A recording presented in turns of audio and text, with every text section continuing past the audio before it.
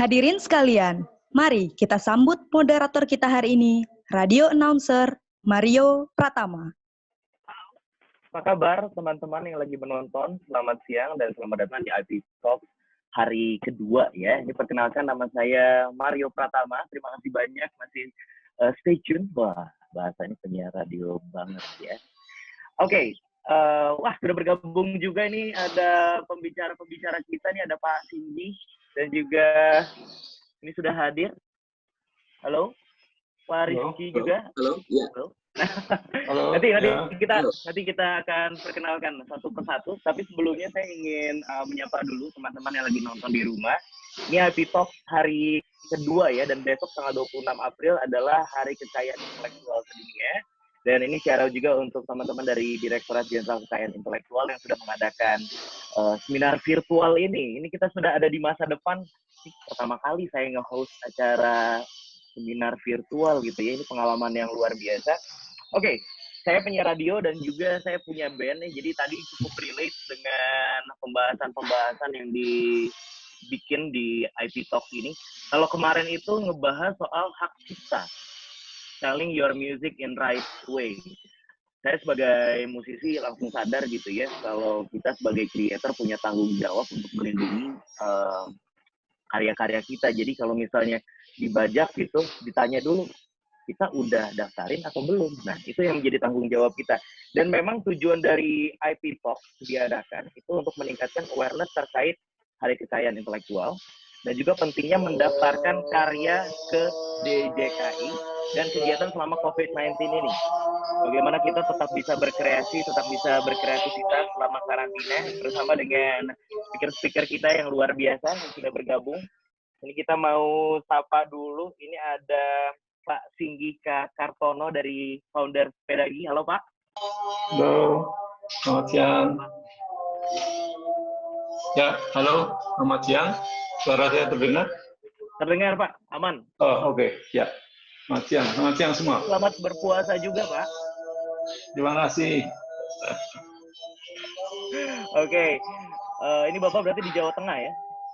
Saya di Temanggung di Jawa Tengah. Oke, nanti Pak kita akan ngobrol-ngobrol, dan saya juga ingin menyambut Pak Rizky Harit Maulana. Pak Rizky, halo. Halo Mas Mario, apa kabar? Alhamdulillah, Pak Rizky di Jakarta ya kalau ini? Iya, di Jakarta. Apa kabar juga Pak Singgi? Kabar Rizky, kabar baik di sini. Ya. Sehat-sehat selalu ya. Oke. Topik kita hari ini adalah how to make and maximize your own design. Nanti akan dibagi menjadi 3 sesi. Yang pertama itu pemaparan materi dari pembicara-pembicara kita. Ada praktisi dan juga expert. Ada Pak Singgi dan juga Pak Rizky. Kemudian nanti akan ada talk show bersama narasumber. Ada pertanyaan-pertanyaan yang sudah disiapkan tentunya. Dan yang terakhir akan ada live Q&A. Jadi di mana teman-teman yang sekarang lagi nonton boleh kalau misalnya penasaran tentang seputar pedagi, seputar pendaftaran hak intelektual, boleh nanti ditanyakan aja di kolom komentar. Nanti akan dikumpulkan sama tim DJKI yang kemudian nanti akan saya tanyakan kepada mereka. Sudah. Jadi langsung saja nih, tidak usah berlama-lama. Yang pertama ada pemaparan materi dari founder Pedagi. Ini Pak Singgi Kartono. Silahkan Pak Singgi. Ya, terima kasih Mas Mario. Selamat siang. Ya, pertama saya mungkin harus memperkenalkan diri dulu ya. Saya profesi saya desainer. Saya belajar desain produk dari ITB, selesai tahun 1992, dan sempat bekerja berapa tahun di Bandung, kemudian pulang kembali kampung. Jadi proyek-proyek yang akan saya ceritakan di presentasi kali ini adalah proyek-proyek yang sudah di desa. Mungkin melalui acara ini saya juga ingin, selain menunjukkan karya-karya saya, juga ingin menyampaikan bahwa dengan adanya perlindungan kekayaan intelektual ini juga sebenarnya memberikan peluang yang sangat besar pada siapapun yang berkarya dimanapun untuk bisa terlindungi untuk bisa terlindungi karyanya, sehingga dia bisa melakukan secara baik, dia mendapat manfaat ekonomi maupun manfaat lain yang lebih besar. seperti itu. Oke. Mungkin bisa mulai ke slide. Ya, untuk kegiatan yang saya lakukan sekarang ini mungkin yang menonjol ada 3 ya. Satu yang menggunakan brand Magno, yang kedua menggunakan brand Sepedagi, dan ketiga menggunakan brand Pasar Papingan. Sebenarnya ketiganya ini induknya sebenarnya Sepedagi, walaupun lahir lebih awal itu Magno. Pasar Papingan juga sebenarnya bagian dari kegiatan Sepedagi Movement. Oke, ke slide yang kedua. Next. Ya, next. Magno ini sebuah proyek yang saya kerjakan di desa saya. Sebenarnya ini kelanjutan dari proyek tugas akhir waktu kuliah. Jadi waktu kuliah saya mengambil tema tentang radio yang dipadukan dengan kerajinan tangan dan teknik kerajinan tangan. Jadi kemudian saya lanjutkan proyek ini cukup lama karena saya selesai tahun 92, baru saya bisa eksekusi tahun 2005. Kemudian saya memilih brand Magno. Magno ini sebenarnya dari salah satu produk yang saya buat lebih awal, yaitu Magno Kain Fresh. Brand Magno sudah saya daftarkan maupun desain dari desain industri radio kayu yang menjadi ikon dari Magno ini juga saya sudah daftarkan. Produk ini mendapat sambutan yang luar biasa, baik di dalam negeri maupun di luar negeri, tersebar sangat luas dari sisi publikasi maupun pemasaran sekitar tahun 2000, dari tahun 2007 sampai sekitar 2012 ya. Dia ada di hampir semua toko desain utama di seluruh dunia, kecuali di Afrika dan di Timur Tengah. Kemudian Magno juga dimuat di berbagai majalah publikasi desain internasional dan mendapat banyak hampir 7 penghargaan prestisius di tingkat dunia. Kemudian next,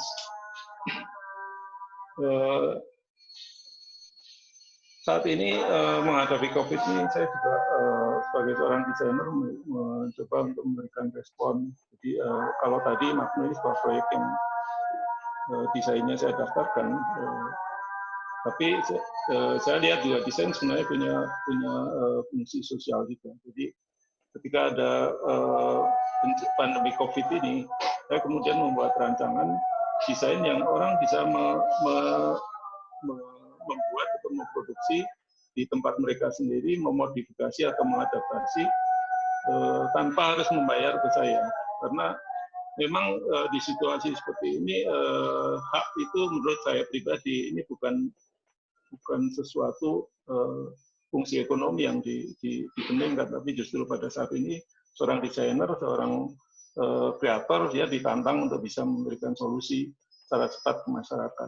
Kenapa kemudian saya buat seperti itu dan orang bisa mengadaptasi atau bisa memproduksi di tempat mereka sendiri? Karena kita perlu eksekusi yang cepat dan diadaptasi itu agar bisa disesuaikan dan kondisi keterbatasan di tempat masing-masing, kemudian juga distribusinya akan jadi lebih cepat lagi. Next slide. Kemudian ada yang saya buat sebelumnya. Kemudian desain field sheet ini ada yang kami buat sendiri di tempat kami karena memang di sekitar Temanggung sendiri rumah sakit itu membutuhkan alat perlindungan diri yang cukup banyak ya. Sehingga kami kerjasama dengan beberapa teman melakukan fundraising, kegiatan kami memproduksi, kemudian mereka mendistribusikan kembali. Nah, hal seperti inilah desain itu sebenarnya memberikan sebuah peluang bahwa dia bisa menyelesaikan masalah-masalah sosial tanpa mungkin perlu mendapatkan manfaat ekonomi. Di kegiatan yang kami produksi sendiri, sebenarnya kami hanya mendapat penggantian untuk biaya produksi dan operasional saja, jadi kami tidak menghitung profit, sehingga kemudian hal ini bisa dibuat dalam jumlah yang cukup banyak dan kemudian manfaat itu bisa segera didapatkan. Oke, next. berikutnya. Ya, ini adalah sepedagi. Sepedagi sebenarnya ada dua hal. Sepedagi itu satu adalah brand untuk sepeda bambu, dan yang kedua adalah nama dari sebuah social movement. Oke, next. Di slide berikut. Desain sepeda bambu yang desain sepeda bambu sepedagi ini sebenarnya lahir ketika suatu saat saya mulai bersepeda, kemudian bersepeda keliling desa dengan rute-rute desa, dan saya mulai melihat di desa itu demikian banyak bambu, sumber dayanya berlimpah. Nah, ketertarikan pada sepeda itu kemudian saya browsing ke internet, dan saya menemukan sepeda bambu ternyata cukup banyak dikembangkan di negara-negara yang tidak punya bambu. Nah, di foto yang sebelah kiri atas itu sepeda bambu karya Craig Calvi di Amerika Serikat, di California, yang kemudian menginspirasi saya untuk mengembangkan sepeda bambu. Ini contoh ini saya tunjukkan karena ketika kita mendesain, kita tidak jarang sebenarnya seorang desainer itu membuat karya yang betul-betul murni dari kreasi dia sendiri. Seorang desainer atau seorang kreator, dia akan mengambil inspirasi dari banyak sekali sumber, tapi yang penting sebenarnya bagi seorang desainer adalah satu, bahwa karya yang diciptakannya itu harus memunculkan sesuatu yang berbeda dari sumber inspirasinya. Ini yang sering sekali kalau saya lihat banyak yang tidak mencapai titik itu. Kemudian yang kedua adalah orang itu harus, menurut saya pribadi, orang itu harus menyebutkan sumber inspirasinya. Jadi kalau dilihat dari website di spedagi.com, saya mencantumkan nama Craig Calvi sebagai sumber inspirasi dan mencantumkan link websitenya untuk menjadi narasi. Ini menurut saya satu hal yang penting ya, karena bagaimanapun orang ini memberikan suatu kontribusi, walaupun secara formal tidak ada, tapi secara moral saya pikir hal seperti ini perlu untuk dilakukan sebagai untuk membangun iklim kreatif yang baik bagi masa depan. Next. Ini beberapa seri produk sepedagi. Jadi ini sepeda bambu yang ada di sini ini. Mungkin orang yang belum pernah tahu tentang sepedagi, mereka tidak mengira bahwa produk ini berbahan desain. Terus next. Ya, berikutnya. Ya, Pak Jokowi juga punya waktu kampanye kemarin menggunakan sepeda bambu sepedagi. Next. Kemudian juga sepeda bambu sepedagi mendapat penghargaan Gold Award Good Design di Jepang. Penghargaan ini penting bagi saya karena tidak semua karya saya itu saya daftarkan. Jadi saya mencoba untuk mendapat bukti-bukti faktual atau empiris dari sumber yang lain untuk mendukung bahwa itu karya kami. Nah, event-event seperti ini atau penghargaan seperti ini adalah sesuatu yang sifatnya punya kekuatan atau diketahui publik secara umum, dan itu bisa mudah di-track dan dibuktikan, dokumennya sudah ada. Saya melihat bahwa hal seperti ini penting untuk dilakukan dan nanti bisa menjadi pendukung ketika ada pihak-pihak lain yang mengcopy desain yang kita buat. Oke, next berikutnya. Selain sepeda bambu sebagai alat transportasi, sepedagi ini juga merupakan sebuah kegiatan sosial movement. Kenapa kemudian ini menjadi sebuah social movement? Karena sebenarnya kalau dari kegiatan saya sendiri, dengan keputusan saya kemudian pulang kampung, saya sebenarnya membuat sebuah proyek-proyek yang ingin membuktikan bahwa desa itu punya potensi yang luar biasa, asal digarap serius. Bisa ke slide berikutnya. Ya, yang menarik, sepeda bambu itu ternyata bukan hanya sebuah alat transportasi. Ya. Sepeda bambu ternyata seperti sebuah magnet bagi orang-orang dari luar untuk datang ke desa untuk melihat dan membuktikan sendiri ya, benar nggak sepeda bambu ini kuat. Hampir semua orang yang melihat pertama kali sepeda bambu, mereka akan menanyakan hal tersebut. Tapi ini juga menjadi sisi menarik karena orang kemudian datang dan berkunjung. Nah, ini kemudian memicu inspirasi bagi saya untuk menyelesaikan salah satu masalah terbesar di desa ya itu terjadinya brain drain. Jadi desa-desa itu tidak maju karena banyak anak-anak muda desa yang kemudian sekolah di kota dan tidak kembali. Desa kehilangan pemikirnya. Nah, dengan melihat fenomena ini, saya kemudian membuat proyek-proyek revitalisasi desa di tempat kami dengan mengundang orang-orang dari luar untuk terlibat di dalamnya. Terus next langsung ke pasar papringan aja. Ya, terus loncat ke pasar papringan. Oke, terus aja. Ya. Ya. Nah, pasar papringan ini salah satu contoh dari suatu proyek Sepedagi Movement. Jadi bagaimana masyarakat desa yang punya aset papringan itu artinya kebun bambu yang sebenarnya banyak dan hampir ada setiap desa itu, namun kondisinya itu terabaikan. Jadi orang-orang desa itu sebenarnya kalau saya lihat bosan dan inferior dengan bambu. Karena mereka sudah menggunakan material itu sejak lama dan situasinya sangat sederhana. Sehingga papringan atau kebun bambu itu kemudian menjadi sesuatu yang ingin mereka singkirkan. Kalau di satu desa atau di tengah desa itu masih ada papringan, orang sering bilang, wah desa itu belum maju. Kemudian kalau saya tanya orang-orang yang punya papringan itu kenapa papringan digusur ya, ben padang itu biar terang karena papringan itu sebenarnya pada satu sisi memberikan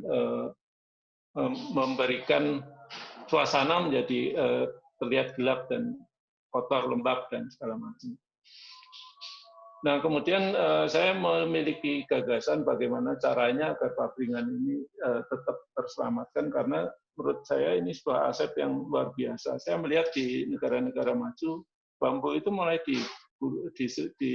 diriset dan dikembangkan menjadi material pengganti kayu. Dan kalau saya cermati dan saya studi dari berbagai literatur, bambu itu memiliki kelebihan yang sangat-sangat luar biasa. Jadi ini sebenarnya aset yang sangat berharga bagi desa. Tapi tentu saja kami sendiri nggak bisa mengembangkan sendiri dan melalui proyek Pasar Papringan kemudian kami mengajak teman-teman dari kota, dari tempat lain bersama dengan masyarakat setempat untuk mendirikan Pasar Papringan. Next. Ya bisa ditunjukkan. Nah ini sebenarnya kondisi ketika masyarakat desa di mana bambu itu sudah menjadi sudah akrab dengan penduduk dan yang sebelah kanan bawah itu umumnya papringan sekarang itu jadi tempat sampah. Next.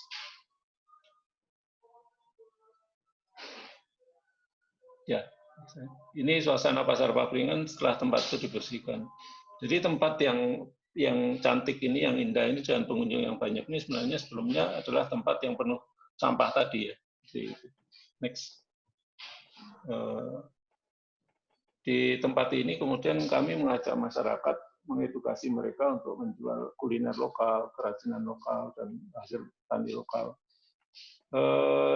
Tempat yang tadinya kumuh ini kemudian menjadi satu destinasi wisata yang sangat menarik ya. Setiap gelaran ada 3.000 sampai 4.000 pengunjung yang datang ke sebuah desa, sebuah dusun yang pelosok ya.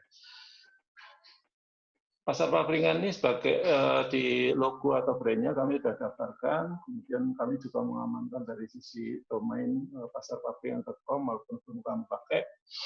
Kemudian kalau dari sisi kegiatan kami belum mendaftarkan, tapi dari penjelasan di sesi sebelumnya saya melihat bahwa bisa jadi ini saya daftarkan sebagai pelindungan sebagai hak kekayaan intelektual komunal.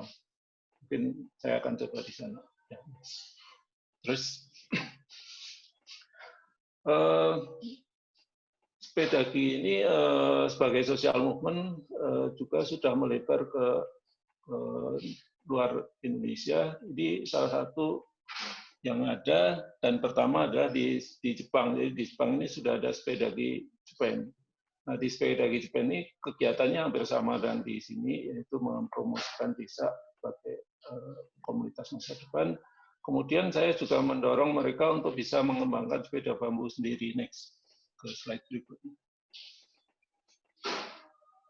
Nah, di titik ini sebenarnya saya sudah mencoba untuk memposisikan diri tidak hanya sebagai kreator, tidak hanya sebagai desainer, tapi saya mencoba menjadi posisi sebagai orang yang bergerak di bidang sosial dan bidang sosial. Kemudian saya memposisikan diri sebagai warga negara global, atau sekarang pun banyak orang mengenal istilah global citizenship. Jadi ketika saya membuat sepeda bambu, saya tidak melihat Jepang ini sebagai pasar, walaupun sebenarnya kalau saya menjual sepeda bambu ke Jepang ini relatif lebih mudah, karena sepeda bambu, sepeda gini mendapat penghargaan Gold Award atau 20 terbaik ya dari tahun 2018 dari semua aplikator di desain Jepang.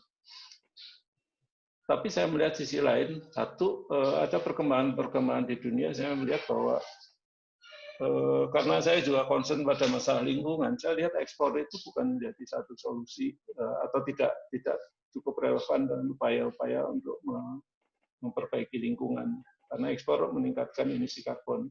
Kemudian ekspor juga membuat sebuah kehidupan itu menjadi cukup rumit ya. Seperti sekarang ini ketika COVID ini terjadi melanda dunia, lalu lintas antar dunia ini juga membuat penyebaran virus itu menjadi semakin cepat. Kemudian solusinya juga menjadi semakin pelik karena beberapa peralatan yang dibutuhkan itu tidak sepenuhnya semuanya bisa dibuat dari lokal karena ketergantungan teknologi, karena kebutuhan material. Nah, di sisi sini saya melihat bahwa saya memberikan dorongan kepada teman-teman di Jepang untuk membuat desain sepeda bambu sendiri. Karena saya melihat Jepang sebenarnya punya kemampuan atau keahlian di bidang perbambuan, dan mereka juga punya bambu. Mereka punya satu kebun bambu yang sangat terkenal, yaitu Arashiyama.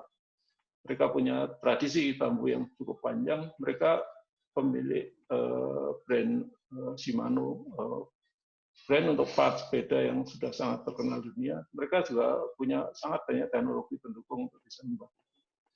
Nah, saya melihat bahwa mereka harusnya bisa. Dan kemudian mereka mengembangkan desain sendiri sepeda bambu untuk anak, yaitu sepeda kick bike. Ya.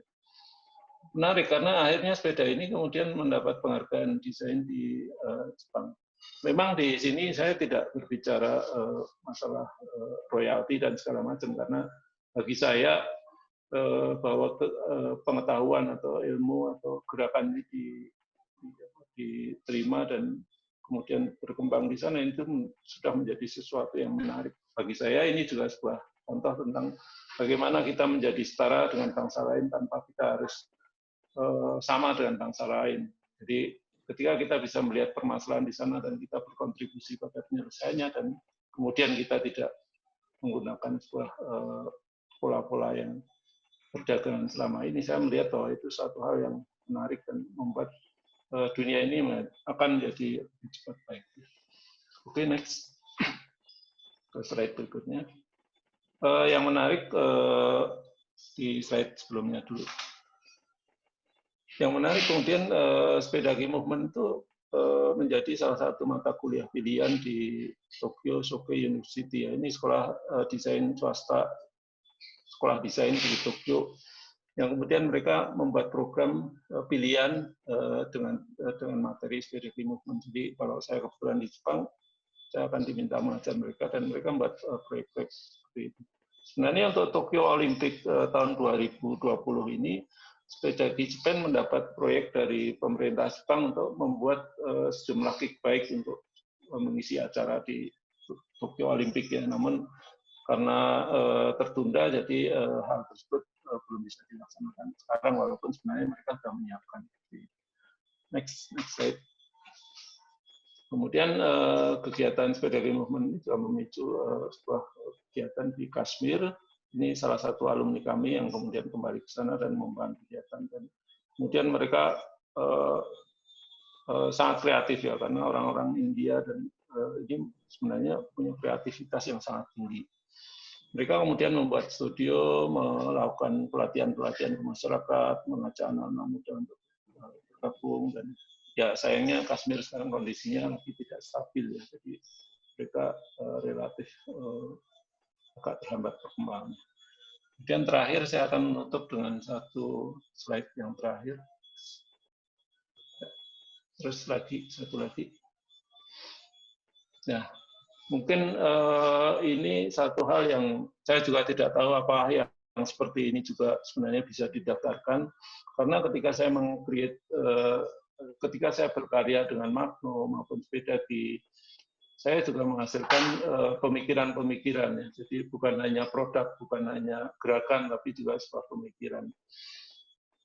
Diagram yang kanan ini saya sebut pakai Magnovesto, dari kata manifesto dan dari kata Magno dan manifesto. Ini diminta sebuah majalah di Inggris tahun 2011 kalau nggak salah, tentang mereka menanyakan apa sih yang paling dasar atau mendasari kamu ketika kamu berkegiatan sekarang ini.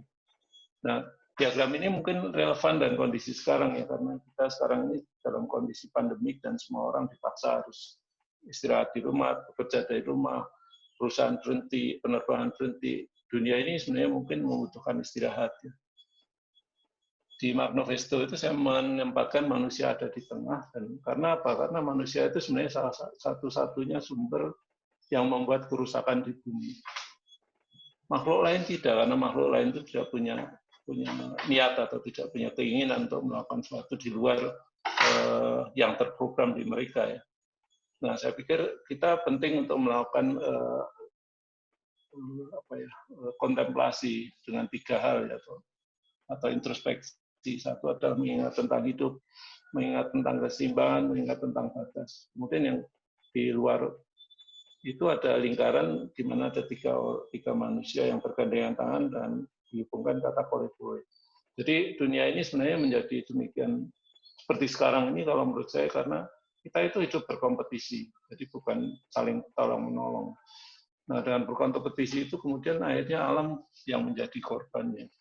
Nah, hal apa yang sebenarnya kita harus lakukan untuk dunia menjadi lebih baik adalah ya kita harus memberikan hal yang positif sebanyak mungkin ke alam, dan alam akan memberikan hal yang positif sebaliknya ke kita.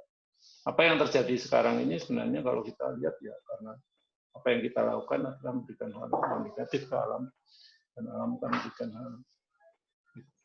alam memberikan hal yang negatif pula dengan pandemi COVID-19 ini. Saya kira itu penutup saya. Ini tidak semuanya saya uraikan detail karena akan sangat panjang, tapi semoga ini bisa menjadi picu untuk diskusi nanti. Terima kasih.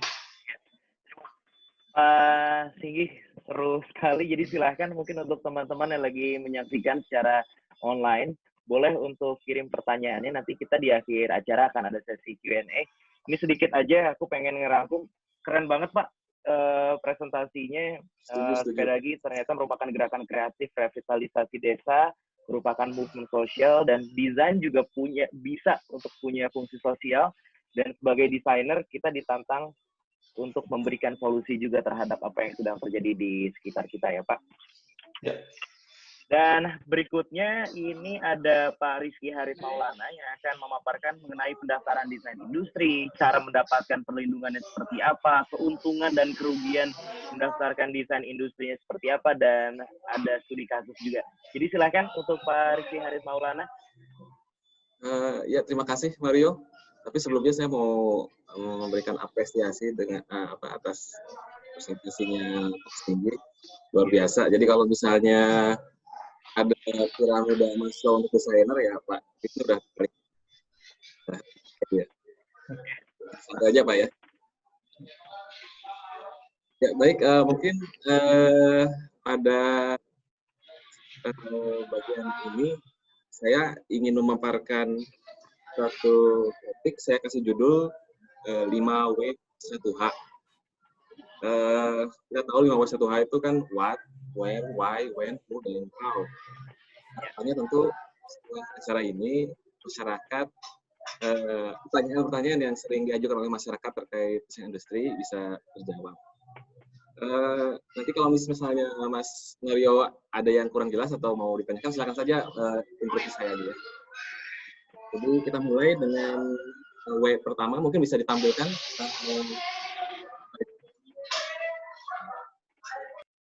Ya, W pertama, what is industrial design? apa itu industrial design? Saya sengaja bahas dari sini karena sebenarnya kalau pendaftaran sih tidak terlalu sulit.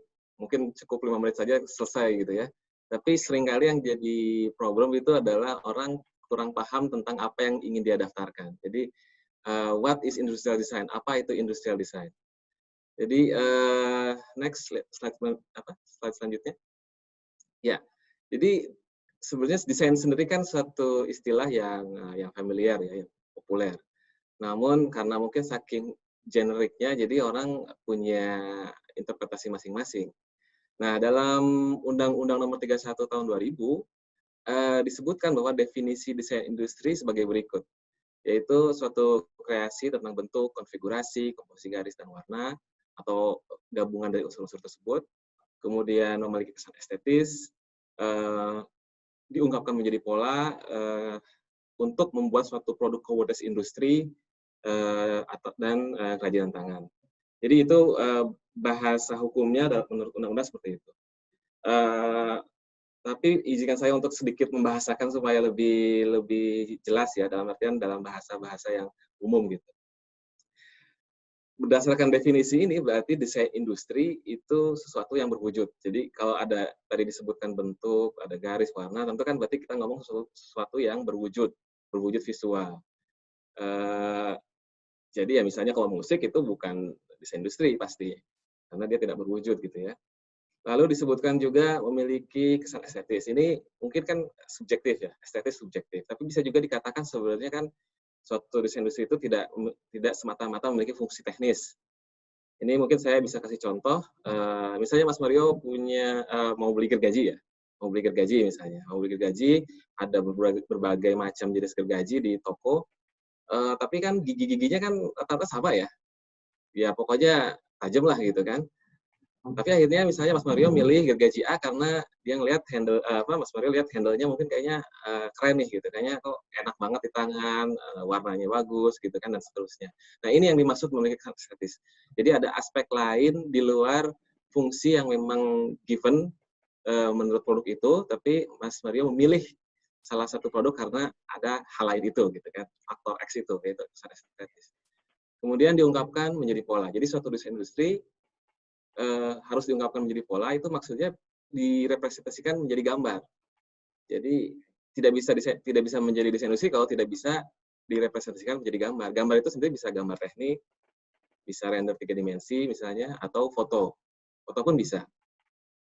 Dan disebutkan untuk menciptakan suatu produk komoditas industri dan kerajinan tangan. Nah, ini kan berarti desain industri itu sendiri pada akhirnya itu berwujud menjadi suatu produk. Nah, produk itu sendiri bukan berarti seorang pendesainer membuat desain itu berarti harus membuat dulu desainnya sekian ribu gitu baru bisa dikatakan itu satu desain. Sebenarnya tidak.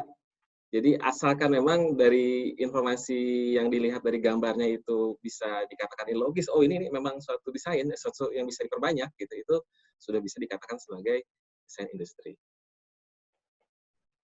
Jadi dari definisi ini sebenarnya apapun yang ada di sekitar kita tuh hampir bisa dikatakan sebenarnya desain industri ya. Jadi kita mungkin di sekitar saya ini ada handphone gitu kan, ada pulpen, itu termasuk desain industri. Next. Nah, ini saya ingin sedikit mengulas perbedaan desain industri dengan KI lainnya, karena ini yang sering terjadi, ada kesalahpahaman mungkin bagaimana sih seorang pemohon ingin mengajukan desain industri tapi dia belum yakin apakah ini betul desain industri atau sebenarnya permohonan lain. Jadi kan karena di DJKI kan kami menerima permohonan paten, ada merek, kemudian ada hak cipta dan juga desain industri. Jadi supaya tidak salah mungkin saya jelaskan secara singkat. Di sini kita lihat ada berbagai jenis botol gitu kan. Ada botol parfum, ada botol Coca-Cola, ada botol Yakult, terus ada gambar botol gitu ya. Untuk desain industri, misalnya seperti yang dicontohkan dalam bentuk botol parfum, yang ingin dilindungi adalah tampilan luarnya. Gitu ya. Ada tampilan luar yang ingin dilindungi, yang membedakan dia dengan produk botol parfum lain. Kemudian ada gambar botol soda ini Ini bisa dilindungi paten sederhana karena tutupnya itu memang dilindungi oleh paten sederhana. Kemudian berikutnya ini botol Yakult, tapi botol Yakult ini terkenal karena dia memegang merek khususnya merek 3 dimensi. Gitu. Terus terakhir ini sebenarnya lukisan. Jadi ini sebenarnya bukan ini memang gambar suatu kaleng, tapi ini sebenarnya lukisan dari seniman terkenal. Mungkin Mas Mario pernah dengar Andy Warhol. Ya, Andy Warhol. Ini ada lukisan Andy Warhol yang menggambarkan suatu kaleng suit Campbell yang memang ada, tapi kemudian Andy Warhol melukisnya seperti ini dalam berbagai variasi warna, kemudian menjadi lukisan yang sangat terkenal. Tapi ini sebenarnya yang dilindungi bukan kalengnya sebenarnya.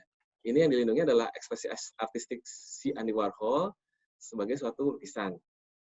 Nah, jadi memang ada perbedaan dan memang juga harus diakui memang ada irisan, dan ini seringkali memang tidak mudah.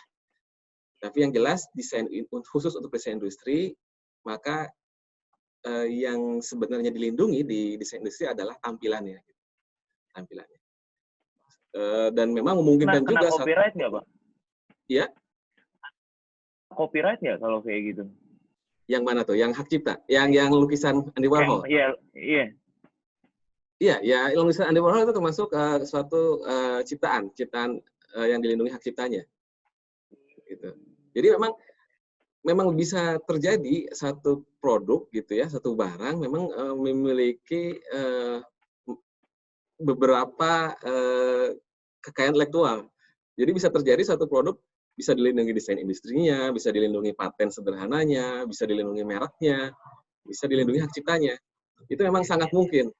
Yang penting bagi pemohon untuk mengetahui sebenarnya apa yang ingin dilindungi. Oh, kalau tampilan luarnya silahkan desain industri. Seperti itu. Jadi mungkin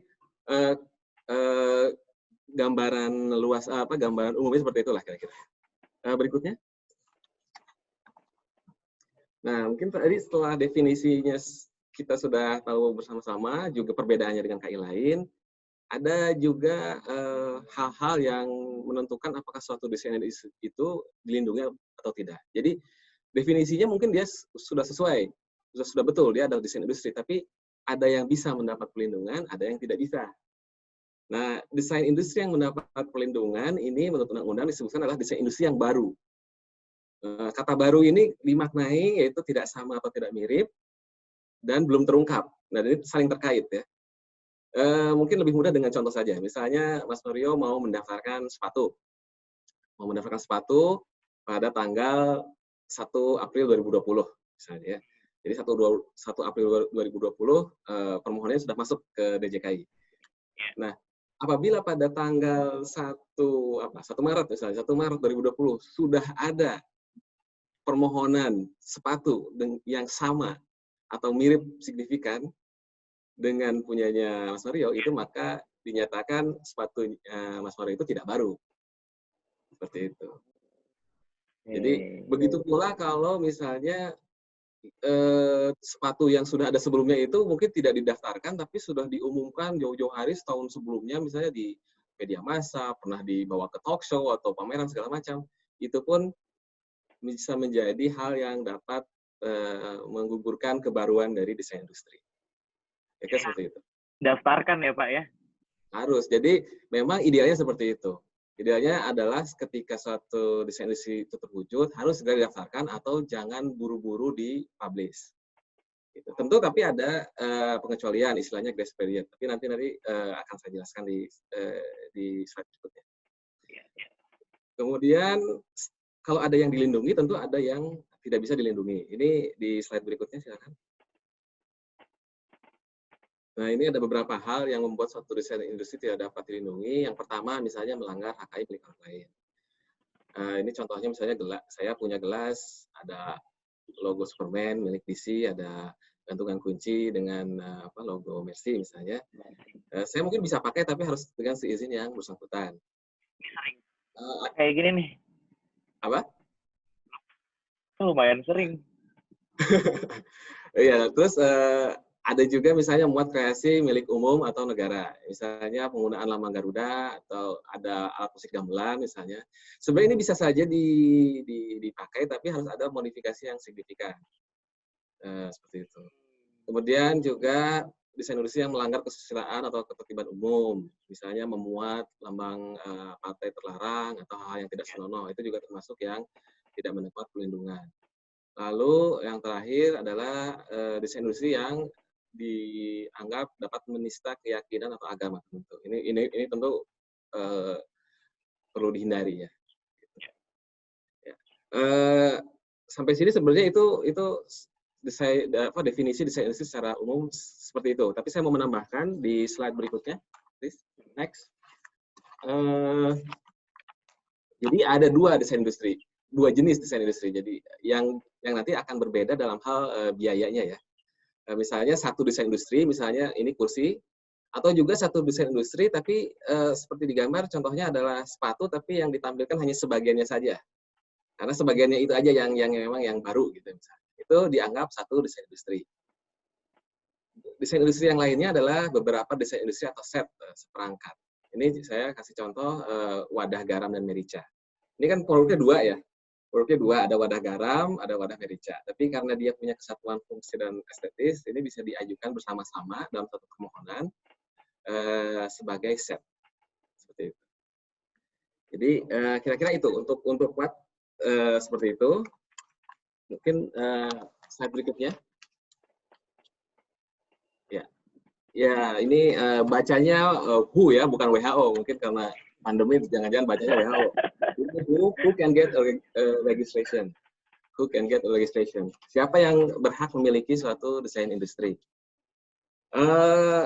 By default sebenarnya pendesain itu adalah pemohon, dan kalau di granted tentu jadi pemilik. Jadi by default itu pendesain itu adalah pemilik. Tapi kan bisa juga pendesain itu bekerja di suatu perusahaan. Nah, karena hubungan dinas, tentu yang memiliki desain itu adalah si perusahaan.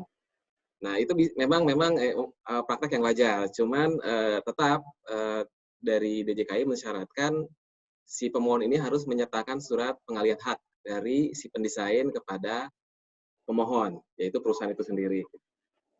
Lalu pemilik juga bisa berupa perorangan, atau bisa juga badan usaha atau badan hukum. Ini mungkin slide-nya next saja. Biar ada, nah ini bisa perorangan, bisa badan hukum, bisa perusahaan, bisa lembaga, kementerian, itu bisa. Dan juga bisa lebih dari satu, bisa satu atau bisa berapa orang, itu juga bisa. Nanti pengaturan haknya itu sih sebenarnya dikelola oleh pemohon sendiri ya, DJKI hanya mengetahui saja. Oke, dari tentang pemilik sudah. Next slide. Ya, pertanyaan berikutnya ini yang juga penting, sering ditanyakan. Terus kenapa sih harus daftar? Why you should register gitu kan? Saya mencermati ada tiga lah, setidaknya ada tiga motivasi orang kenapa mendaftarkan desain industri. Next. Pertama, orang mencari pengakuan. Yang penting itu salah satu yang bagi sebagian pemohon itu penting, gitu ya. Sebelum mikir hak ekonomi, pengakuan itu bagi sebagian pemohon itu penting. Misalnya dosen atau mahasiswa, karena kan dosen atau mahasiswa itu tidak memiliki kapasitas untuk memproduksi desainnya kan. Yang mereka inginkan adalah itu diakui bahwa itu milik mereka, gitu kan. Jadi motivasi pertama itu biasanya pengakuan, diakui itu milik si pemohon atau pendesain. Kemudian next slide. Nah, ini perlindungan. Motivasi berikutnya untuk melindungi. Ini kalau saya berikan analogi misalnya ya seperti tanah, sebidang tanah. Kita udah punya SHM-nya, tentu kan kita ingin melindungi. Kita buatlah itu pagar-pagar di sekeliling tanah kita kan. Ya itu memang seperti itu. Kita ingin melindungi. Ini saya kasih gambar Apple dan Samsung karena ini kan contoh kasus yang menunjukkan betapa gigihnya suatu perusahaan melindungi hak desain industrinya. Jadi Apple sampai menggugat Samsung di berbagai negara karena menganggap Samsung melanggar hak desainnya. Dan ini dari perspektif perusahaan memang bisa dipahami karena Apple memang terkenal dengan desainnya kan. Jadi saya pernah baca bahwa motivasinya adalah untuk mencegah brand delusion atau suatu brand itu menjadi generik, menjadi biasa saja gitu. Tapi tentu perlu dibuktikan di pengadilan, makanya itu Apple mengajukan kasus ini ke pengadilan. Selanjutnya, next. Dan ini adalah terakhir untuk motivasi pemanfaatan.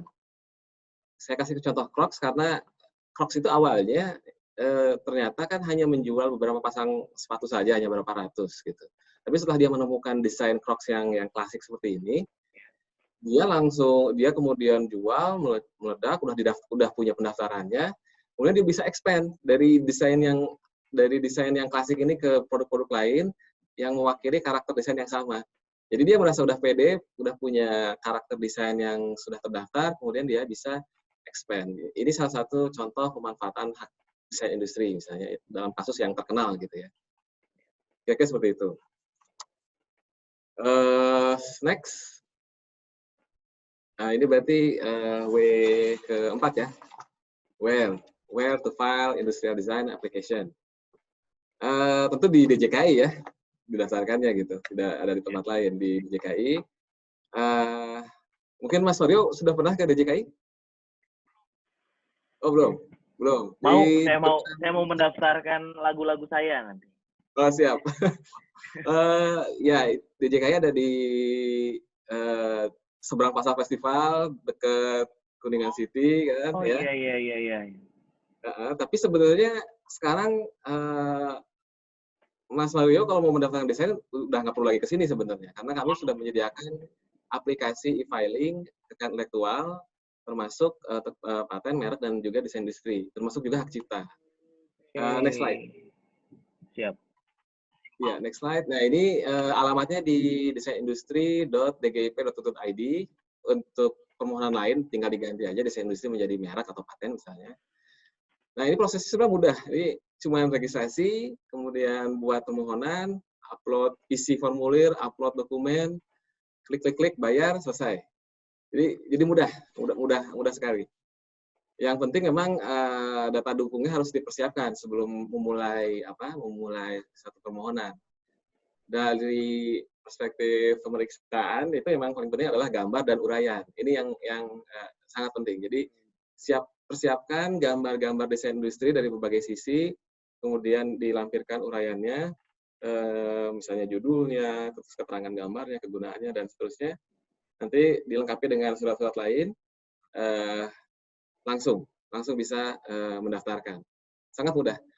Versi mobile-nya pun bisa. Jadi daftar pakai HP pun kayaknya bisa deh kalau memang file-filenya ada di HP gitu ya. Jadi nggak masalah. Yep. Mungkin next slide, saya cuma mau nunjukin interface-nya. Ini ada interface registrasi, tinggal diisi saja, diisi informasinya. Dan ini bisa digunakan untuk permohonan lain juga sebenarnya, permohonan paten dan permohonan merek. Gitu. Jadi begitu. Kemudian next slide. Ini interface untuk desain industri. Ada 5 tahapan. Nanti di tahapan terakhir adalah pembayaran. Dan untuk pembayaran ini, setahu saya hampir semua bank kayaknya sudah bisa ya lewat ATM ya. Setahu saya kalau di bank BUMN di banking juga udah ada ikonnya, Jadi sangat mudah. Tidak usah ke bank, tidak usah cetak receipt atau segala macam, bisa langsung dibayar di tempat. Gitu. Kalau boleh tahu range harganya, Pak? Ini di next slide. Pertanyaan yang pas. Ya, next slide. Nah, ini di sini juga ada biaya ciptaan, ada biaya desain industri, ada biaya paten. Relatif murah kan, Mas Mario? Misalnya ini untuk umum 800.000 untuk satu desain industri dan untuk seperangkat 1.250.000. Saya pikir kalau biaya ngopi sebulan aja kayaknya lebih ya, kalau Mas Mario kan? Iya, benar. Untuk perlindungan selama 10 tahun 800.000. Ini mungkin sekalian aja info untuk hak cipta 200.000, untuk UKM kemudian umum 400.000. Dan berbeda dengan paten, memang di desain industri tidak ada biaya pemeliharaan. Jadi sekali bayar, selesai. Jadi tidak ada lagi biaya-biaya seterusnya. Ya, next slide. Nah ini terakhir, when. Ini pertanyaan yang sering juga ditanyakan. Dan jawabnya kadang-kadang nggak enak gitu ya. Jadi kapan sih saya bisa dapat sertifikatnya gitu. Kalau menurut undang-undang karena jawaban formalnya kayak sih sekitar 13 bulan 14 bulan memang gitu. Menurut undang-undang amat bisa selesai sampai 14 bulan. Tapi itu kalau kita cermati mungkin di next slide lihat di alurnya. Ya, sebenarnya kalau kita cermati emang ada tahapan-tahapan yang memang harus dilalui gitu. Misalnya harus diumumkan selama 3 bulan. Jadi itu memang harus dilakukan. Jadi selama 3 bulan itu permohonan memang ditunggu gitu ya, untuk ditunggu responnya dari masyarakat jika ada keberatan. Kemudian ada tahapan-tahapan misalnya surat menyurat jika ada kekurangan dan seterusnya. Nah selebihnya sudah kita coba untuk persingkat waktunya ya, salah satunya dengan inovasi e-filing tadi kan, itu bisa sangat mempersingkat waktu, dan saya bisa bilang tahun kemarin sudah ya less than 9 bulan lah, less than 8 bulan 9 bulan gitu. Jadi sudah sangat cepat sebenarnya. Proses sangat cepat. Iya. Tentu kita harap bisa lebih cepat lagi ya. Tapi ini akan kita iringi dengan tentu inovasi-inovasi di pelayanan publik lainnya. Oke. Terusnya mungkin terakhir ya, berarti how. Ini saya sebenarnya bingung how-nya apa ya. Tapi akhirnya saya ketemu juga nih, how IP Right accompany your success. Jadi mungkin ya kisah sukses, tapi ini sebenarnya udah terkenal juga sih. Jadi salah satu contoh pertama itu yang narasumber kita ini, Pak Singgi. Gitu kan. Itu next slide. Wow. Next slide. Ini ya jujur sebenarnya saya tahu Pak Singgi itu sebenarnya bukan dari sepedaginya Pak. Jadi saya tahunya Magnonya itu. Radio Magno. Jadi kalau Mas Mario searching di Google misalnya wooden radio gitu, radio kayu yang nongol duluan pasti punyanya Pak. Saya sebagai penyiar radio pengen punya itu radionya Pak. Nanti saya mau tanya-tanya nih kayaknya. Wajib punya tuh sebagai penyiar radio. Yang ditandatangan khusus gitu ya. Ya ini salah satu karya Pak Singgi itu didaftarkan kalau nggak salah tahun 2006 nomor 13213. Ada beberapa tapi saya tampilkan ini saja. Ini sudah memenangkan berbagai penghargaan ya Pak ya, di luar negeri maupun dalam negeri. Ya. Terusnya sekarang udah jelas collectible item lah. Jadi mungkin Mas Mario harganya juga harga kolektor kayaknya Mas. Wow.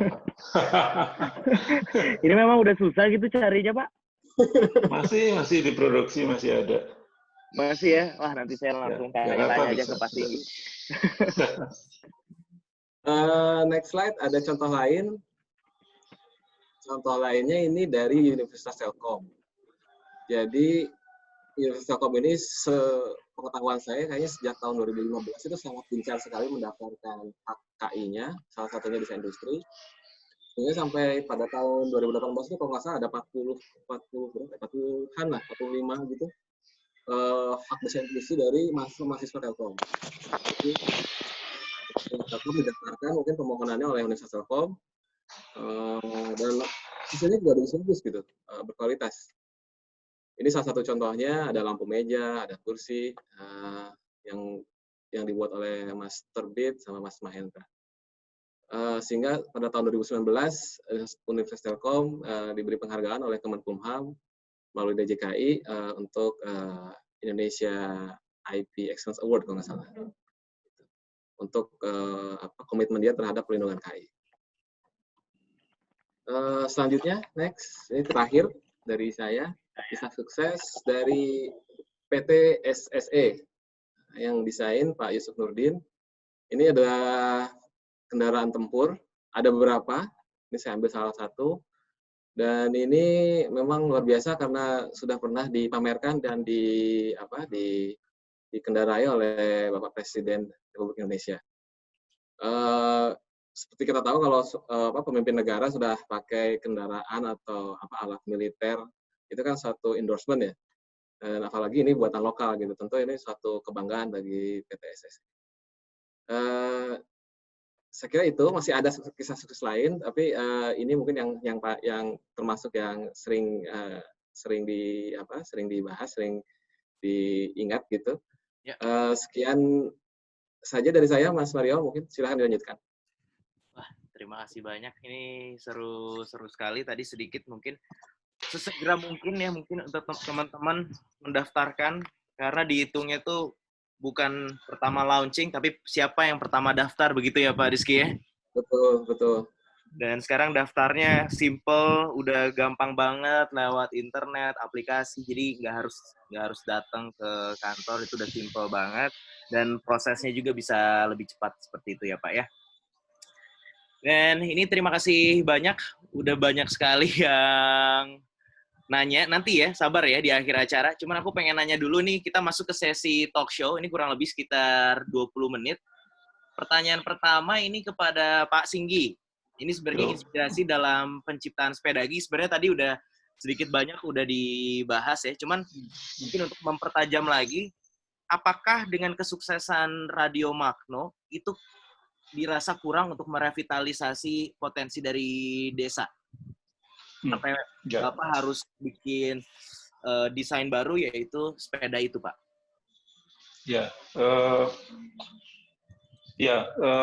Proyek Radio Magno ini sebenarnya kan sebuah bukti yang melebihi dari apa yang saya targetkan waktu awal pulang ke desa. Yeah. Saya ingin buat produk yang bagus, katakanlah secara nasional, dapat penghargaan nasional itu udah cukup ya, waktu diterima oleh pasar nasional udah cukup. Cuma waktu itu memang nggak tahu ya, justru waktu itu saya mulai dengan menggarap memasuki pasar internasional, yaitu pasar Jepang, pasar ekspor yang paling sulit waktu itu. Nah ternyata masuk juga seperti itu. Nah tapi ini semua kemudian saya lihat ternyata proyek ini hanya memberikan dampak yang tidak terlalu luas bagi masyarakat desa di tempat saya menjalankan proyek ini. Hanya sejumlah orang yang anak muda yang kemudian bekerja di tempat kami, memang dari mereka tidak bisa apa-apa sampai membuat produk yang berkualitas dunia, itu sebuah loncatan. Tapi sebenarnya kan waktu saya pulang kampung pengen banget nih punya dampak yang meluas di desa. Okay. Nah karena itu saya terus gelisah nih, berpikir mencari apa ya kira-kira seperti itu. Tapi ya kadang-kadang Tuhan tuh suka lucu ya, karena dia ngasih clue itu lucu sekali ke saya. Jadi saya kolesterol tinggi, kemudian tadi sepedaan seperti itu. Saya lihat sepedaan bisa mengurangi kolesterol, dan memang waktu itu bisa betul-betul mengurangi ketika saya tiap hari sepeda seperti itu. Nah akhirnya kemudian sadar bahwa bambu melimpah di sekitar, dan saya nemu, wah orang di negara yang nggak punya bambu kok malah bikin sepeda bambu, ini menampar banget gitu. Nah itu salah satu yang kemudian sepeda bambu ini yang menginspirasi Sepedagi Movement, karena dia ternyata bukan hanya sepeda tapi magnet ya, macam magnet lah untuk orang-orang yang baru datang ke desa. Kira-kira ceritanya gitu. Berarti inspirasinya dari kolesterol yang tinggi ya Pak ya? Ya, Tuhan kadang-kadang suka melucu begitu. Dari kolesterol bisa membuat fungsi sosial yang luar biasa. Ini benar-benar keren sih Pak, keren banget. Dan berikutnya pertanyaannya mengenai pemasaran seperti apa Pak? Ya. Apakah memang diniatkan dari awal nggak mau pemasaran ke luar negeri atau seperti apa Pak? Oh enggak, justru waktu awal tuh saya pengen banget ekspor, karena waktu saya selesai kuliah di Bandung, saya bekerja di sebuah perusahaan yang memang dia mengembangkan sebuah sistem kerajinan tangan baru yang ditujukan untuk pasar ekspor. Jadi waktu saya aplikasi di tempat di desa saya pengen banget bisa ekspor. Walaupun pengalaman sama pengetahuannya masih terbatas, dan internet masih sangat sederhana sekali waktu itu. Jadi teman-teman sekarang pun nggak kenal yang namanya wartel ya, wartel telekomunikasi ya. Iya, iya, Tuh, iya. dulu kami komunikasinya pakai fax. Saya harus ke kota 8 kilo naik motor gitu, Wow. untuk akses fax kayak gitu. Tapi sekarang ini sudah sangat maju ya.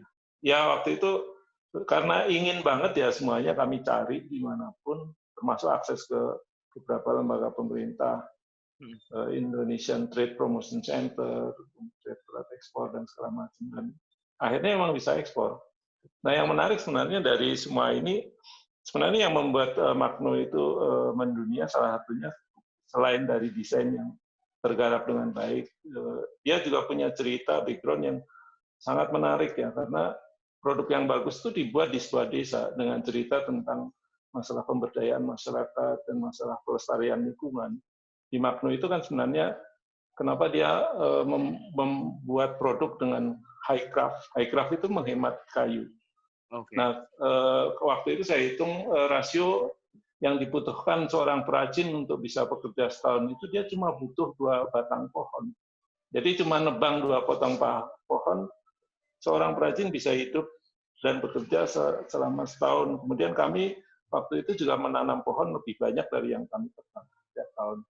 Jadi cerita-cerita ini yang menarik. Kemudian juga tentang filosofi desain yang seperti yang saya ceritakan di akhir presentasi itu, saya tidak hanya mendesain sebuah produk, tapi saya selalu mencari apa sih di balik ini semua. Kayu itu bercerita tentang 3 hal. Yaitu kayu bercerita tentang kehidupan karena dia menjadi kayu melalui proses tumbuh. Kemudian kayu bercerita tentang keseimbangan. Material kayu itu contoh tentang bercerita tentang keseimbangan ini nggak perlu diceritain. Jadi setiap orang sebenarnya bisa merasakan. Kemudian yang paling menarik bagi saya adalah kayu ini bercerita tentang batas. Jadi kenapa bercerita tentang batas? Karena dia bisa hancur sendiri di alam. Nah, 3 hal ini sebenarnya filosofi dasar di dalam kehidupan. Nah, itu sebenarnya yang menjadi dasar dari saya menyusun Magno Resto tadi. Jadi bukan hanya produk, bukan hanya pasar internasional, bukan hanya, tapi juga filosofi yang saya kemudian terus kembangkan sampai sekarang sebenarnya. Bagus, itu mengenai filosofi desain ya, karena memang Ya. brand yang baik itu adalah brand yang mempunyai background story yang menarik ya Pak ya. Ya itu tadi mempunyai filosofi desain itu ya. Oke, kalau dari Pak Singgi sendiri sebagai praktisi, harapannya nih terhadap pemerintah untuk pelaku-pelaku desain kreatif seperti apa Pak? Sebenarnya sekarang udah cukup bagus ya, karena kemarin ada lembaga Badan Ekonomi Kreatif sekarang bertransformasi kembali menjadi Kemenparekraf. Kemudian saya lihat tadi presentasi dari atau kemajuan-kemajuan yang dilakukan oleh pihak DJKI dalam memudahkan orang untuk mendaftar dan biaya-biaya masih terjangkau dengan memanfaatkan teknologi digital ini luar biasa ya, karena dulu waktu awal-awal sangat sulit. Itu yang sertifikat yang saya daftarkan itu sebenarnya yang mendaftar pihak pemerintah, karena saya dapat penghargaan ya waktu itu, kemudian dapat fasilitas untuk mendaftar waktu pameran di Jakarta seperti itu. Kemudian sekarang ini banyak sekali kegiatan-kegiatan yang atau program-program yang dilakukan oleh pemerintah melalui, kalau yang sebelum ini kan Bekraf punya program yang sangat banyak. Tidak hanya di Jakarta ya, di daerah-daerah melalui program IKON, melalui program banyak sekali kalau dia di Bekraf itu, yang sekarang saya kira masih diteruskan, mungkin cuma karena COVID aja semua harus istirahat ya seperti itu. Istirahat untuk memendam kreativitas, nanti kalau udah selesai langsung coba gitu. Tapi saya lihat banyak sekali dari sisi aturan, dari sisi insentif bantuan, dari sisi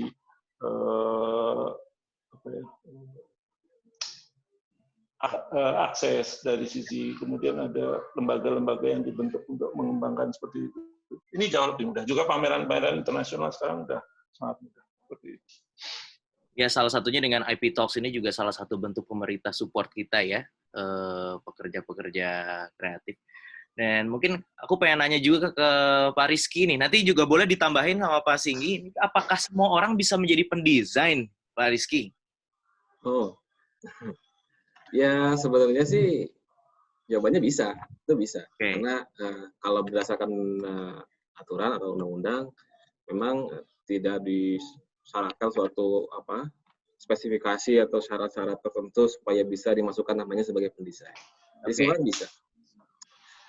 Tapi memang kalau ada catatan misalnya bahwa desain ini dalam undang-undang memang sedikit luas. Jadi begini, ketika seseorang memiliki kontribusi terhadap hasil desain itu, misalnya tampilannya, walaupun dia tidak menggambar, menggambar secara langsung, itu sebenarnya bisa menjadi pendesain. Jadi pendesain ini istilah di sini memang agak lebih luas ya dari kata pendesain yang biasa kita kenal. Jadi asalkan misalnya memang disepakati bahwa orang-orang ini adalah orang-orang yang berkontribusi terhadap proses penciptaan, maka semua orang bisa mendapatkan. Lebih mudah memang jika seorang pendesain itu adalah orang yang paham mengenai desain, karena kan nanti ada penyajian gambar kan, ada menyajikan gambar tekniknya dan segala macam. Tapi itu saya kira tidak menjadi masalah juga sih. Mungkin kalau jawabannya semua orang bisa menjadi pendesain, mungkin Pak Singgi boleh sebagai praktisi tahapannya yang baik untuk mendesain sesuatu seperti apa, Pak Singgi? Ya, sebenarnya kalau lihat ceritanya dulu, kalau kita lihat misalnya kayak keranjang bambu tradisional itu sebenarnya siapa sih desainernya? Jadi dulu itu memang belum ada profesi desainer ya, karena desain itu diciptakan bersama-sama oleh masyarakat dalam waktu yang lama, mulai aktivitas sehari-hari dan memang belum itu. Nah kalau tahapan mendesain, sebenarnya kalau tahapan yang biasa dilakukan oleh orang desainer, yang pertama dia harus merumuskan kebutuhan dari desain itu sendiri, atau merumuskan problemnya sendiri yang mau diselesaikan apa. Kemudian di sini kebutuhan itu bisa kebutuhan fungsi, bisa kebutuhan tentang seperti sekarang ya. Jadi sekarang ini ada kebutuhan keterdesakan tentang peralatan pelindung kesehatan. Yang dia lakukan adalah dia akan secara cepat tentang hal-hal kaitannya dan seperti itu. Kemudian riset pasar itu juga sering dilakukan untuk memastikan, karena produk yang didesain biasanya adalah produk untuk diproduksi. Jadi dia harus melakukan riset pasar itu menyangkut tentang kebutuhan, tentang kompetitor, tentang harga, tentang di mana dijual, sasaran misalnya ekspor dalam negeri, atau musim apa atau segala macam itu harus dilakukan. Kemudian dari situ kemudian dirumuskan brief desainnya, rumusan desainnya. Jadi dari rumusan desain itu baru kemudian mulai membuat eksplorasi tentang bentuk, tentang konstruksi, tentang penggunaan material, studi warna dan segala macam. Nah semuanya itu kemudian dibuat beberapa alternatif desain yang kemudian nanti akan di-scoring, dibuat skor. Mana yang paling sesuai dengan kebutuhan, dengan rumusan awal dari brief desain tersebut. Nah, proses ini bisa panjang, bisa juga pendek, tergantung dari kompleksitasnya.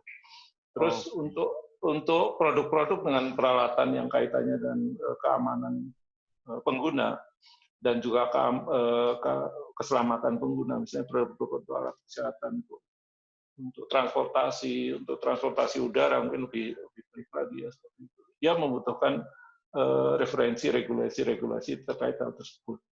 Nah, kemudian setelah itu dibuat prototipe, diuji dari sisi fungsi, kekuatan dan segala macam. Kalau sebuah produk itu memang harus terkait dengan masalah keselamatan, dia memerlukan sertifikasi. Seperti itu. Nah, kemudian dari itu dibuat manual produksi, dihitung biaya produksi, baru terakhir akan diskusi dengan tim pemasaran untuk memastikan bahwa ini oke atau tidak. Setelah itu baru bisa dilakukan. Mungkin secara garis besar seperti itu. Ya.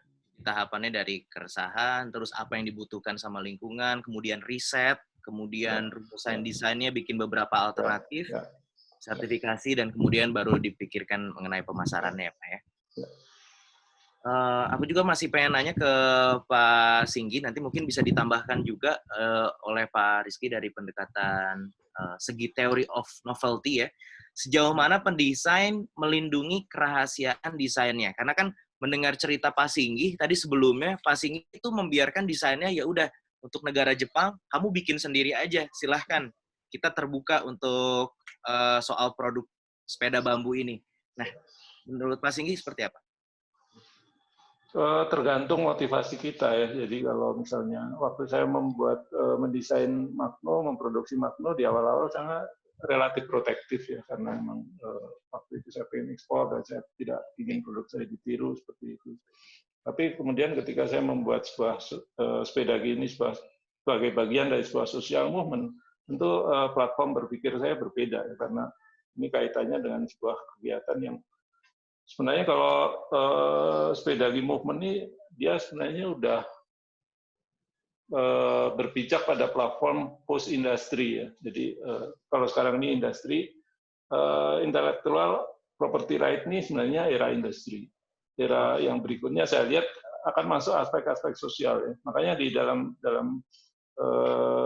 hak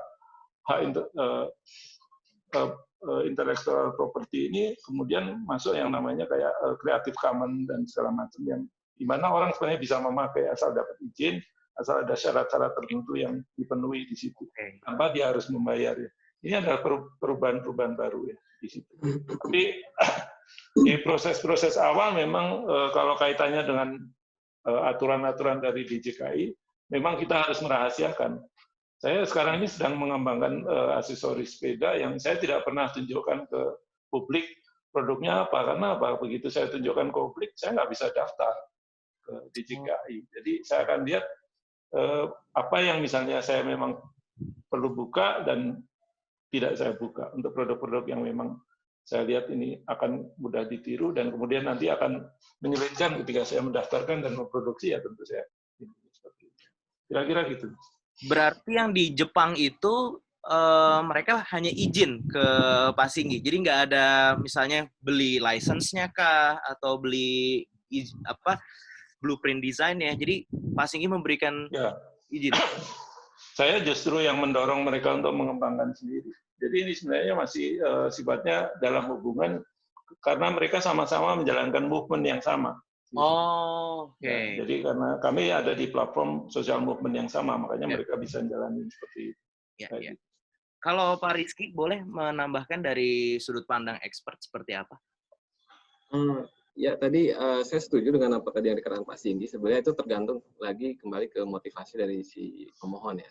Memang betul secara ketentuan yang berlaku tegas dan jelas disebutkan bahwa sesuatu yang tidak sesuatu yang sudah diungkapkan sebelumnya itu dianggap tidak baru. Itu memang seperti itu. Tapi saya pun memang melihat ada tren baru. Tren baru sebenarnya tidak baru ya. Ini juga pernah kita lihat misalnya bukan di desain tapi di KI lain, yaitu misalnya hak cipta. Kita ingat ketika awal-awal ada file sharing, banyak band-band yang melepaskan lagunya secara bebas di internet. Gitu kan? Karena memang di dunia yang sekarang serba terkoneksi ini, orang ingin cari eksistensi dulu deh. Yeah. Jadi melepaskan suatu karya kreasi tanpa ada ikatan HKI itu memang pilihannya yang dilakukan secara sadar oleh mereka gitu. Karena ingin membangun audience, ingin membangun awareness gitu. Dan itu sebetulnya sih sah-sah saja, nggak masalah. Hanya perlu disadari bahwa memang untuk kebaruan memang secara otomatis hilang. Kecuali tadi yang saya sempat sebutkan tapi belum saya jelaskan terkait grace period. Jadi ada istilah grace period, yaitu waktu selama 6 bulan yang bisa digunakan untuk mengumumkan atau untuk mempublikasi suatu desain sebelum didaftarkan. Jadi bisa saja, tapi itu untuk keperluan yang sifatnya mungkin lebih ke pendidikan gitu ya. Hal semacam itu, pendidikan, penelitian, segala macam. Nah, apakah grace period ini bisa diterapkan juga untuk hal yang komersil? Nah, ini menurut ketentuan undang-undang sih belum seperti itu. Oke. Walaupun ya kalau melihat dari kecenderungan masyarakat Indonesia yang lebih senang dulu pamer baru daftar, ya ini juga menjadi pertimbangan juga ya. Apakah ini memang kulturnya seperti itu gitu ya? Gitu, ditunjukkan dulu baru daftar atau gimana? Nah, Oke. Kira-kira seperti itu, Mas. Memang ada aturannya memang tegas jelas, tapi kami juga melihat memang ada kecenderungan seperti itu. Ya memang kalau dari sebagai pelaku ya Pak, kayak saya punya karya tuh pengennya udah jadi tuh pengen sesegera mungkin dinikmati sama orang gitu. Iya, betul, betul, betul. Makanya sebenarnya PR ke depannya mungkin bagaimana proses pendaftaran HK itu sangat sangat sangat dekat antara proses selesainya suatu Iya, ciptaan dengan proses pendaftaran. Itu gimana caranya? Mungkin iya. apa dengan teknologi revolusi industri gitu ya, misalnya dipasang chip gitu. Iya. Begitu kita mikir, langsung daftar gitu atau gimana? Nggak tahu ya, tapi maksudnya memang itu adalah perkembangan dari teknologi dan kultur gitu yang akan tentu menimbulkan tantangan-tantangan dalam hal pelindungan KI. Oke, sebenarnya itu terjawab nih soal pertanyaan terakhir, tantangan yang dihadapi DJKI, berarti soal timeline-nya itu mudah-mudahan bisa lebih dipersingkat lagi mungkin ya Pak ya. Oh iya, tentu. Kita berusaha akan selalu seefisien mungkin, secepat mungkin. Oke. Dan sekarang kita masuk ke sesi Q&A. Terima kasih banyak untuk teman-teman yang sudah mengirimkan banyak sekali pertanyaannya. Tapi coba saya akan pilih satu persatu. Kita mulai ini dari Rahman via YouTube untuk Pak Singgi. Sebenarnya tadi mungkin sempat dijawab ya, tapi nggak apa-apa. Apakah produk Spedagi sudah diekspor? Jika sudah, ke negara mana saja, Pak? Ya, produk Spedagi tidak diekspor, tapi beberapa sampel saya kirim ke Jepang. Ada yang membeli dari Prancis atau di beberapa negara, tapi mereka membeli sendiri dari sini sebenarnya. Jadi saya sebenarnya tidak melakukan aktivitas ekspor secara langsung seperti itu. Oke. Kemudian yang saya ekspor sebenarnya kalau dari Spedagi ini adalah movement-nya. Movement. Jadi gerakan, ya movement. Saya ekspor movement. Jadi kalau Magno itu ekspor produk, di Spedagi ini kami ekspor movement. Oke. Jadi movement-nya yang diekspor. Ya, terima kasih banyak untuk Tadi Rahman dari YouTube. Kemudian Gintar ini via Zoom ingin bertanya kepada dua narasumber untuk Pak Singgi. Desainnya banyak mendapatkan penghargaan, tapi apakah sudah didaftarkan sebagai desain industri? Kalau tidak atau belum, apa alasannya? Kemudian untuk Mas Rizky, desain industri dan hak cipta seringkali bersinggungan. Contoh kain batik dan beberapa seni terapan lain yang bisa dicatatkan sebagai hak cipta dan desain industri. Nah, terkait karya seperti batik dan karya terapan itu, apakah memang harus diajukan dua sekaligus dalam pencatatan hak cipta dan pendaftaran desain industri, atau cukup satu saja, entah hak cipta atau desain industri? Pasti ya. Semua desain saya ada yang didaftarkan dan ada yang tidak. Tapi kalau merek semua didaftarkan. Kemudian kenapa saya tidak mendaftarkan semua? Saya melihat bahwa pendaftaran hak kekayaan intelektual itu terutama desain industri ini sebenarnya merupakan pertahanan terakhir lah. Artinya menjadi backup terakhir ketika terjadi klaim, terjadi peniruan dari pihak lain dan kita berurusan di pengadilan. Ada bukti yang real dan itu dokumen hukum oleh pemerintah dan itu sebenarnya sangat kuat. Tapi sebenarnya untuk berurusan dengan pihak penjiplak ini membutuhkan energi yang luar biasa. Jadi energinya besar karena kita akan menyewa pengacara, kita akan maju di pengadilan dan itu tidak mudah seperti itu. Saya lebih banyak pertama lebih aktif untuk untuk lebih selangkah lebih maju dari teman-teman yang lain. Maksudnya selangkah lebih maju dari membuat karya yang lebih baru. Kemudian yang kedua adalah semua publikasi yang ada yang saya buat sekarang ini dan juga penghargaan internasional itu sebenarnya juga menjadi dokumen ketika membuktikan bahwa ada seorang yang mencipta, kita punya bukti dokumen yang lain juga yang saya pikir itu juga sebuah dokumen hukum yang bisa dipakai untuk berurusan di pengadilan. Tapi kalau menurut saya, jika proses pendaftaran itu sekarang menjadi sangat sederhana, menurut saya tidak ada salahnya bahwa kita mendaftar. Jadi kita punya double backup gitu, itu akan jadi lebih. Terima kasih banyak Pak Sigi. Pertanyaan ke Mas Rizky, silahkan. Yang tadi batik ya apa? Iya, yang soal bentar saya cek lagi. Desain industri dan hak cipta seringkali bersinggungan, contohnya kain batik dan beberapa seni terapan lainnya. Silahkan. Ya, ini salah satu contoh kasus memang adanya persinggungan antara desain industri dan hak cipta. Dan ini memang sering terjadi. Tapi kan desain industri ini jelas tadi saya sebutkan tampilan luar pada suatu produk yang memiliki kegunaan. Dan kita pun sebenarnya dalam proses pemeriksaan selalu melihat, apalagi batik ya, karena batik kan istilahnya karya yang umum banget gitu, umum.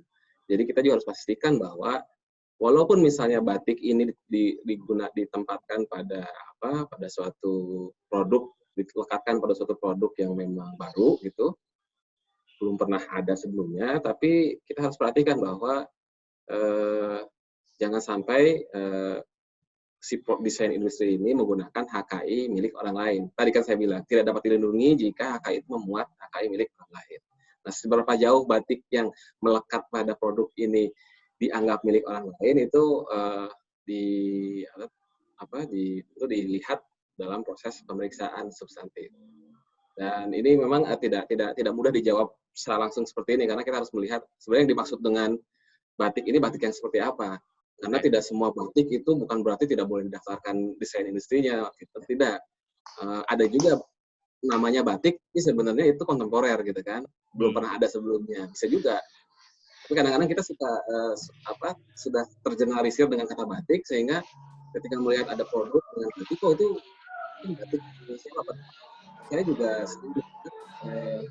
sekali desain batik kontemporer gitu, yang memang batik tapi tidak pernah ada sebelumnya. Gitu. Jadi mungkin harus perlu dilihat kasus per kasus juga sih sebenarnya. Oke, batik MU mungkin ya Pak, itu belum pernah. Belum pernah. Kayaknya udah ada juga.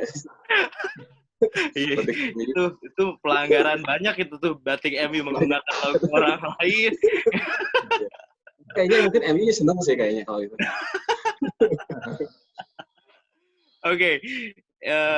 Jadi mungkin kalau misalnya mau konsultasi lebih, nanti mungkin dijawab lebih detail lagi ya dengan teman-teman dari DJKI. Ini berikutnya kita lanjut ke pertanyaan berikutnya, ini dari Hilman Azhar. Ini ditujukan ke Pak Singgi. Pertanyaannya, Pak, bagaimana menurut Bapak ketika orang yang memodifikasi atau meniru karya kita, tapi dia lebih terkenal karyanya? Nah, silakan Pak. Ya, mungkin karya saya juga hampir sama terkenalnya dan karya Krik Alfi. Wih. Jadi sebenarnya sepanjang kita, kalau menurut saya memodifikasi itu oke. Tapi kalau saya menantang orang, bisa nggak kita membuat karya yang kemudian berbeda dari sumber inspirasinya. Sekarang ini banyak kali produk-produk yang menurut saya terinspirasi dari Magno. Ya. Tapi kalau saya lihat sebenarnya dia hanya mengambil visualnya aja. Tapi dia tidak mengolah lebih lanjut lagi. Dan yang seperti ini, mungkin secara pasar dia bisa menggarap lebih besar ya, karena dia mungkin menjual lebih murah, dan walaupun kualitasnya mungkin tidak sebagus yang saya buat. Ini bisa terjadi. Gitu. Tapi ya tentu saja dia akan jadi kelas yang tidak sama dengan Magno, yang jadi sumber inspirasi. Jadi ini tergantung dari orangnya. Kalau saya pribadi ya di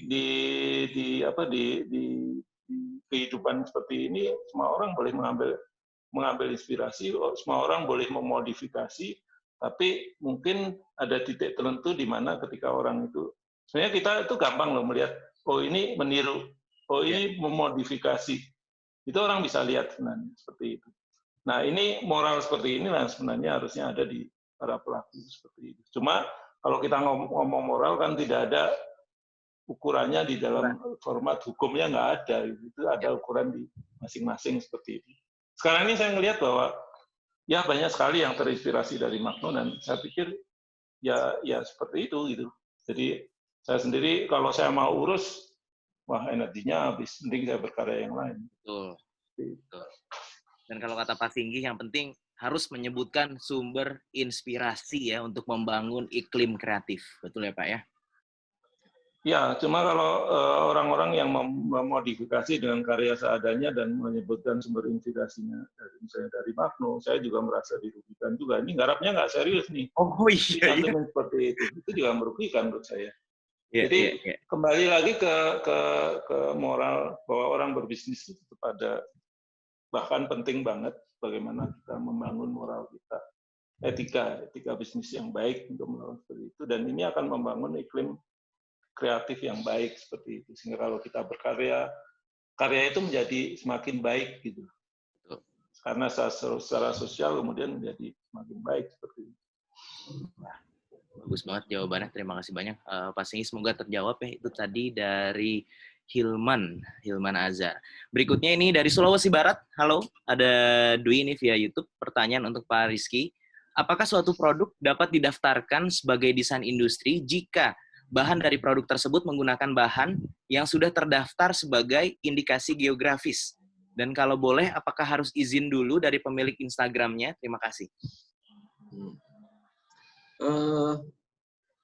Jadi sebenarnya desain industri ini melindungi tampilan luar tanpa mempertimbangkan bahan atau material yang digunakan sebenarnya. Jadi maksudnya material yang digunakan itu menjadi penting jika berpengaruh terhadap penampilannya. Misalnya jika pakai kayu tentu tampilannya beda dengan besi ya.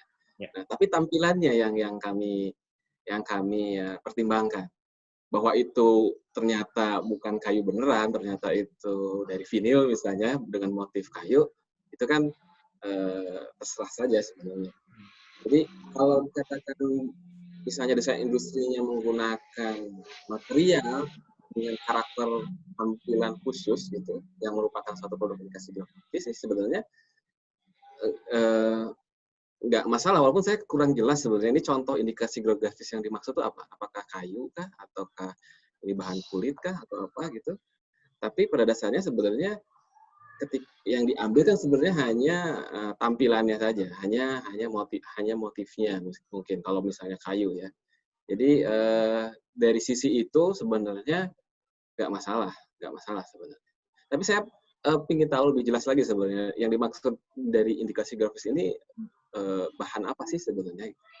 Okay. Kalau kayu, saya pikir kayu nggak bisa diklaim indikasi geografis, nggak bisa diklaim desainnya dalam artian saya nggak boleh pakai kayu itu untuk kursi saya, kan tidak seperti itu. Gitu. Yeah. Jadi semua orang bisa saja, tergantung nanti apakah dari desain industrinya, dari produknya misalnya baru apa tidak baru, itu aja sebenarnya. Ini harus lebih detail lagi mungkinnya, jadi silahkan DM-nya ya, sebenarnya kalau kita bicara desain itu memang visual ya. Saya kan orang visual juga gitu. Saya kan sama nih sama Pak Singgi juga, desain produk juga nih. Beda angkatan dikit ya Pak ya. Jadi harus memang kasus per kasus itu bisa berbeda ininya kesimpulannya. Karena sangat terkait dengan tampilannya itu sendiri. Oke. Jadi silahkan itu yang tanya DM-nya ke Pak Rizky dulu aja ya, nanya-nanyanya lebih lanjut. Bisa sebenarnya boleh, bahan dari manapun bisa dipakai sebenarnya. Oke, ini berikutnya, ini dari Daniel Sihombing dari Universitas Indonesia. Ada 2 pertanyaan kepada Pak Rizky dan Pak Singgi. Untuk Pak Rizky, perihal pendaftaran desain industri yang berbentuk satu set, seperti tempat garam lumba-lumba, kalau ditiru salah satu, apakah sudah bisa dibilang pelanggaran? Nah, itu untuk Pak Rizky. Dan untuk Pak Singgi, apakah ada kemungkinan untuk mendesain sepeda bambu dalam jenis lipat untuk mengikuti tren yang ada? Pak Singgi dulu mungkin ya. Pak Singgi dulu gantian. Ya ada, sekarang lagi itu proyek yang saya rahasiakan. Oh, oke. Ya, lagi dong. Kami lagi mengembangkan sepeda bambu lipat. Tapi emang terus terang kalau dengan material bambu itu lebih kompleks. Jadi kalau saya mendesain sepeda lipat dengan metal mungkin akan selesai cepat. Tapi karena ini dengan bambu itu sebenarnya yang paling sulit connecting antar batang bambunya. Jadi tantangan karena di sepeda lipat itu kan banyak sekali bagian-bagian yang seperti itu. Ya tunggu saja. Ditunggu saja ya. Daniel Sihombing. Untuk Pak Rizky silahkan untuk dijawab pertanyaannya. Ya, ini agak tricky pertanyaannya ini sebenarnya. Agak tricky. Pertama karena pertanyaannya kan ketika sebagiannya itu tidak ada, apakah itu produk yang sama dengan yang seluruhnya, gitu kan? Nah, itu di kami maka pertanyaannya kembali lagi apakah sesuatu itu dianggap sama atau tidak sama. Gitu. Dan sering persoalan baru tidak baru itu harus dilihat dari overall impression, gitu ya, overall impression. Tapi untuk peniruan plug gitu, ini kan kita ngomong peniruan plug, berarti satu barang diambil kemudian didaftarkan apa digunakan. Kalau itu sih kita kalau itu jelas ada pelanggaran, berarti ada hak milik orang lain lagi, balik ke situ lagi kan, ada hak milik orang lain di situ kemudian digunakan. Tapi untuk kasus lain yang mungkin lebih lebih gray area, dalam artian mungkin mirip dengan yang itu tapi sebenarnya tidak sama. Nah, ini akan dilihat dari sisi kesan keseluruhannya. Untuk tadi yang ditanyakan oleh Pak Daniel, jika memang itu hanya peniruan biasa dari apa yang sudah didaftarkan, apalagi udah mendapatkan tentu tidak bisa ya, tentu tidak bisa dimiliki. Oke. Saya jadi pengen nanya nih Pak, dari saya sendiri, kemiripan itu ada ukurannya nggak Pak kalau dari DJKI? Ini pertanyaan lagi, ini pertanyaan juga yang sering tanya juga ini. Jadi itu kalau tadi yang 5W1H itu kalau boleh tambah satu lagi topik yaitu soal itu tadi ya, soal apakah kebaruan itu sesuatu yang dikuantifikasi. Tapi kalau di kami tidak, itu memang tidak dikuantifikasi karena overall impression itu melibatkan banyak aspek ya, banyak aspek. Okay. Misalnya saya kasih contoh sederhana saja, misalnya televisi di belakang Mas Mario itu kan kotak ya. Iya, betul. Kotak. Di depan saya juga ini kotak televisinya. Gitu kan. Tapi saya yakin itu mereknya beda. Iya. Untuk beberapa produk yang memang karena constraint teknologi memang mengharuskan produknya berbentuk seperti itu, maka perubahan sedikit saja berpengaruh. Misalnya kakinya beda. Kakinya TV-nya Mas Mario ternyata beda dengan kakinya TV saya. Oke. Ini kan TV-nya kotak juga kan. Iya. Nah, itu perbedaan kecil menjadi penting. Tapi untuk beberapa produk lain, beda sedikit saja udah bisa jadi masalah gitu kan. Kalau sepatu contohnya nih, karena saya menemukan beberapa brand, ada yang ini mirip, cuman siluetnya sedikit yang berbeda. Kalau pengamatan saya, sepatu itu dari segi anatomi luarnya, kontur luar sih tentu umum ya. Ada alas, ada tumit gitu kan. Tapi kalau menurut pengamatan saya di market sangat masih terbuka kemungkinan untuk berkreasi sebenarnya kalau untuk sepatu. Sepatu kan kadang ada yang dulu tertutup, sekarang Crocs kasih lubang-lubang, gitu kan. Malah ada yang lebih ekstrim lagi, akhirnya benar-benar terlihat punggungnya misalnya. Jadi kalau untuk sepatu saya lihat memang peluang berkreasi sangat banyak, sehingga ketika terjadi peniruan, walaupun mungkin tidak seperti tadi contoh TV, itu akan menjadi pertimbangan untuk suatu pembanding yang bisa menolak suatu permohonan. Oke. Ini terakhir mungkin ya, terakhir pertanyaan di sesi Q&A ini dari Fajar Adiatmoko dari PT Moko Otomasi Indonesia. Pertanyaan untuk Pak Rizky. Untuk sebuah produk mesin industri, apakah harus didaftarkan paten dan desain industri atau bisa pilih salah satu? Lalu berapa lama sebuah paten atau desain industri disetujui? Karena kalau lihat perusahaan maju seperti Samsung atau Apple setiap tahun mengeluarkan produk baru, sehingga pengajuan untuk disetujui harusnya di bawah 1 tahun selesai.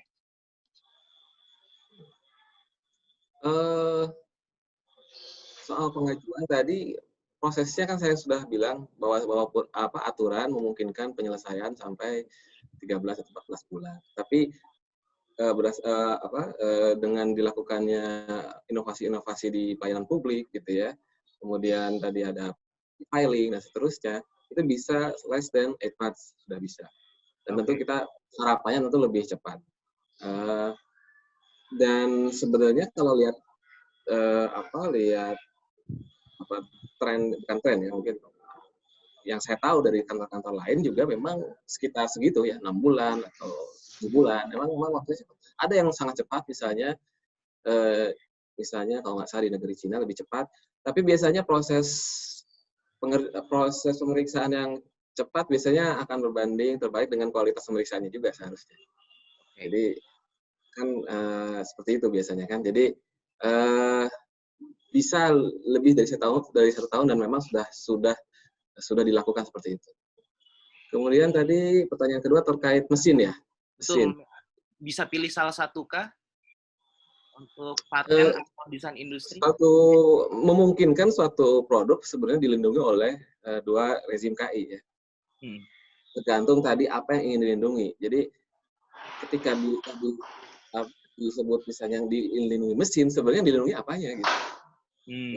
Mekanisme dari mesin itu sendiri atau misalnya tampilan luar dari mesin. Kalau yang ingin dilindungi cara kerjanya tentu paten ya. Nah itu paten atau paten sederhana. Kalau mau yang dilindungi tampilan luarnya, kalau untuk desain kita juga harus melihat. Gitu. Karena mesin ini kan biasanya dibuat bukan untuk konsumen langsung biasanya, bukan untuk konsumen pada umumnya, tapi user pembuat sesuatu lah misalnya gitu kan. Nah, dan seringkali saya lihat mesin-mesin itu dibuat memang hanya menggunakan material part-part yang memang sudah jadi. Oke. Komponen yang sudah ada kemudian disusun menjadi mesin. Ada pula mesin-mesin yang memang dibuat dengan mempertimbangkan estetika juga, ergonomis juga. Nah, untuk mesin yang mungkin yang dibuat dengan mempertimbangkan aspek-aspek itu saya kira bisa didaftarkan sebenarnya. Tapi untuk mesin-mesin yang memang hanya merupakan penyusunan part-part yang memang sudah ada sebelumnya, saya kira itu lebih baik didaftarkan di patennya saja.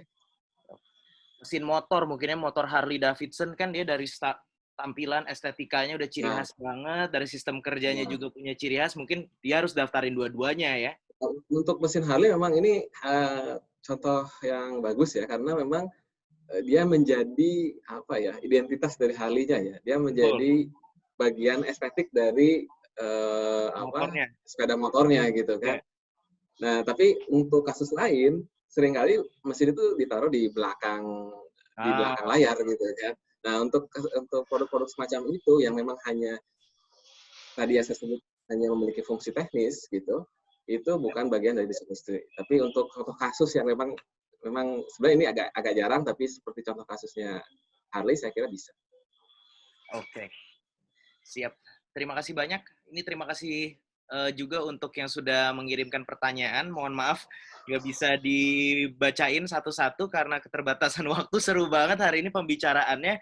Mungkin terakhir dari Pak Singgi, mungkin ada closing statement dari founder Sepedagi. Ya. Closing statement saya mungkin ini agak filosofis ya. Manusia itu diberikan kreativitas. Tapi ukuran yang paling tinggi sebenarnya kalau kita mengukur sebuah karya desain itu adalah ciptaan Tuhan. Dan kita sebenarnya tidak ada apa-apanya. Kalau kita diberikan kreativitas dan kita bisa membuat sesuatu, ini adalah sesuatu yang keahlian yang dipinjamkan.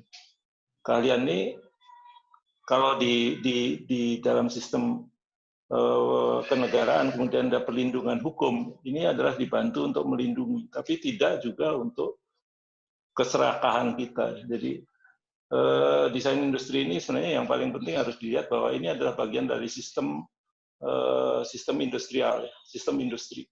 Bagaimana dilindungi agar orang yang berinvestasi ini tidak kemudian dirugikan oleh orang-orang yang berniat jelek.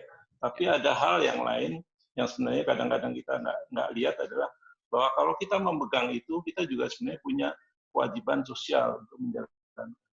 Nah, yang dimaksud dan di sini adalah bahwa kita dengan diberikan sertifikat hak kekayaan intelektual, sebenarnya kita diberikan hak untuk mengontrol. Ya, ini terserah kita. Mengontrol dari orang yang ingin berniat jelek, tapi ya harapannya kalau kita diberikan hak ini, kita juga menjadi orang yang punya niat yang baik ya, agar manfaat itu bisa berguna dan bermanfaat bagi orang lain. Saya kira itu. Oke. Terima kasih banyak Pak Singgi, founder dari Sepedagi. Kalau Pak Rizky, silahkan Pak Rizky. Ya, terima kasih Mas Mario. Jadi kan desain industri sebagai salah satu hak intelektual, saya kira punya peran penting ya dalam perekonomian nasional gitu. Walaupun mungkin masih harus bisa ditingkatkan kontribusinya. Dari sisi KI, kami sudah kami sudah melakukan inovasi-inovasi pelayanan publik yang tadi terkait dengan e-filing dan seterusnya untuk semakin meningkatkan animo masyarakat, terutama masyarakat desain untuk mendaftarkan. Sekali lagi, pendaftaran ini tidak semata-mata hanya untuk urusan ekonomi atau misalnya litigasi saja, tapi juga persoalan pengakuan juga. Jadi bagaimana kita mengakui hak moral seorang pendesain dan dibuktikan dengan sertifikat KI. Tentu kami pun juga paham bahwa ada tantangan-tantangan ke depannya supaya bagaimana masyarakat ini berminat untuk mendaftarkan HKI-nya, terutama desain industri. Namun sejauh ini kami melihat apresiasi yang positif. Ada peningkatan permohonan dari 2017 ke 2018, kemudian setahu saya 2019 juga sudah melewati angka tahun sebelumnya. Dan kami akan senantiasa terus melakukan sosialisasi terkait desain industri ini. Sudah dilakukan tahun kemarin dengan melaksanakan istilahnya tahun desain industri. Kemudian kami juga sudah menyediakan materi-materi informasi untuk masyarakat jika membutuhkan. Jadi saya kira harapan kami adalah ke depannya apresiasi kesadaran masyarakat atas hak desain industri ini akan lebih baik lagi. Saya kira demikian. Terima kasih. Terima kasih banyak untuk kedua narasumber kita, Pak Singgi dan Pak Rizky. Itu tadi topik pembahasan kita, yaitu how to make and maximize your own design. Mungkin how to make-nya juga tadi sempat dibahas oleh Pak Singgi, berawal dari keresahan, apa yang dibutuhkan sama sekitar kita, kemudian melakukan riset pasar, rumusan desain, dan salah satu yang terpenting juga, desain harus punya filosofi desainnya juga, harus mempunyai background story yang menarik juga, dan how to maximize-nya adalah dengan melakukan perlindungan hak intelektual tentunya ya Pak Rizky ya. Jadi terima kasih banyak, dan saat ini juga sudah simple, semuanya sudah bisa dilakukan secara mobile, tidak ribet, jadi silahkan make and maximize your own design. Sekali lagi terima kasih banyak untuk Pak Rizky dan juga Pak Singgi. Pak Singgi nanti dari radionya ya Pak Singgi. Nanti aku mau dan ditunggu untuk sepeda lipat dari bambunya juga ditunggu. Oke. Pak Rizky, nanti saya main-main ke depan Paspes ya kantornya ya? Iya. Nah, nanti ngobrol-ngobrol juga sama Pak Tapi nanti habis ini ya, habis COVID-nya selesai dulu ya. Tentunya dong, tentunya. Pokoknya stay at home. Terima kasih banyak untuk teman-teman yang sudah nonton juga. Nanti habis ini, sesi selanjutnya akan ada Right Marketing for the Hidden Gems in Your Area. Ini bersama Yosanova Safitri, Hana Kraft dari Dua Nyam, dan Gunawan dari DJKI. Dan jangan lupa nanti besok itu adalah Hari Kekayaan Intelektual Sedunia. Ini merupakan rangkaian untuk merayakan hari itu. Dan akhir kata, saya Mario Pratama mengucapkan terima kasih banyak. Be healthy in unity, keep creative and innovative. Bye-bye, selamat siang. Terima kasih banyak.